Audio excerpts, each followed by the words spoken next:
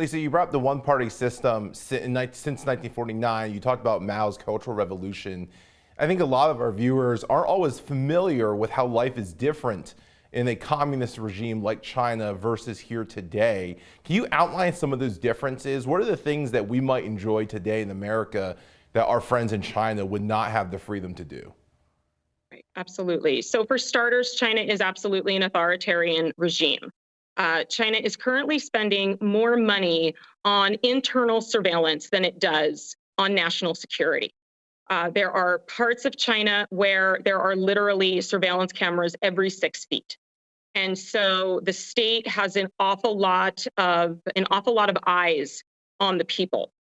The goal of the CCP in large part is to, again, promote this conformity. I think the social credit system that has emerged there is a good indicator of that. The social credit system emerged in 2014. It is not completely centralized yet. A lot of the social credit system happens at the local levels.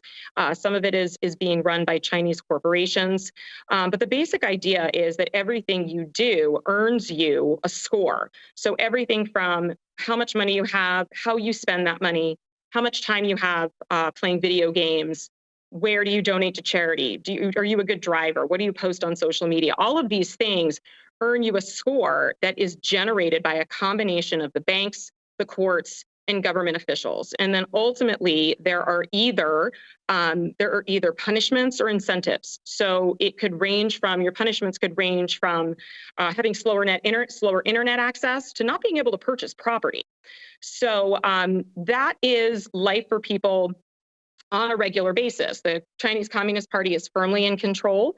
Xi Jinping has been the leader of China since 2012, and it looks like he will be there in perpetuity.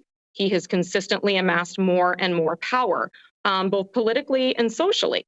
So politically, Xi Jinping thought his philosophy of governance and what he believes China is and should be moving forward has been enshrined in China's constitution. And is also taught in schools throughout China. So he is up there at this point with Mao Zedong in terms of prominence.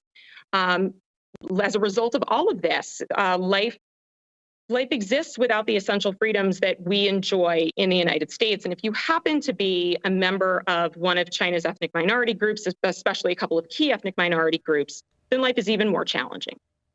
Lisa, let me ask you this. You talked about Xi Jinping, the current president, and some people would say, well, why don't they just vote him out?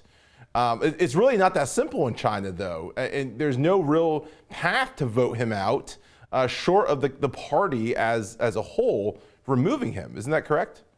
Absolutely, it is. Absolutely. Back in the 1990s, China had imposed presidential term limits, and those have since been eliminated.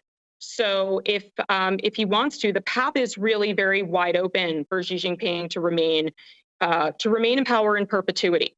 So it's not really about what the people want.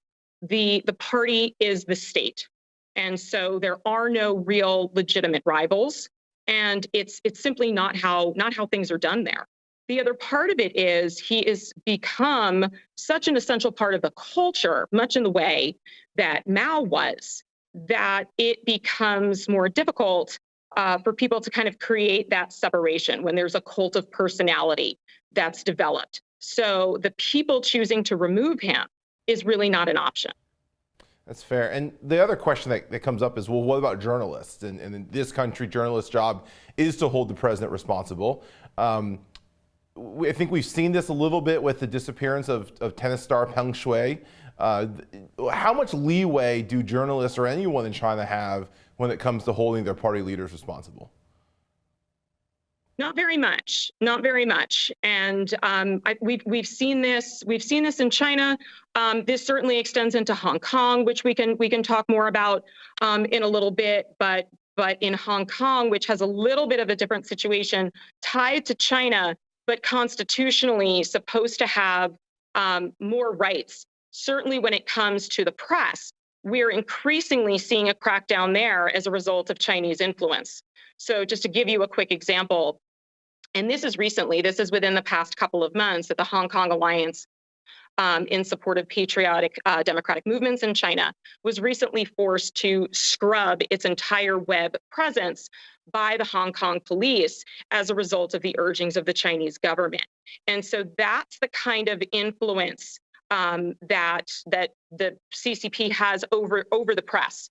And the example I just gave is not even in China itself. It's over, and again, very complicated in Hong Kong, and we can talk about that. But it just gives you a sense of if they can do that in a place where they do not have total jurisdiction, what is it that they're doing in a place where they do have that jurisdiction? I think too, we saw a lot. If you watch the Olympics a few weeks back, that a lot of what China does is very much the generation of propaganda, and this is one of the things that the CCP has been very effective at for a long time, going all the way back to the way the Long March was mythologized in the 1930s, something that really was a military defeat for the Chinese Communist Party when they were fighting the nationalists. They were able to spin that and twist it into something that gave it tremendous momentum moving forward. And so even watching something like the Olympics, when we have the Olympian who is a Uyghur, who's the torchbearer, and the world watches and says, all right, well, see, the Uyghurs are just fine because, look, China has created this place of prominence for this Olympian. China's very, very good. Chinese Communist government is very good at controlling the narrative.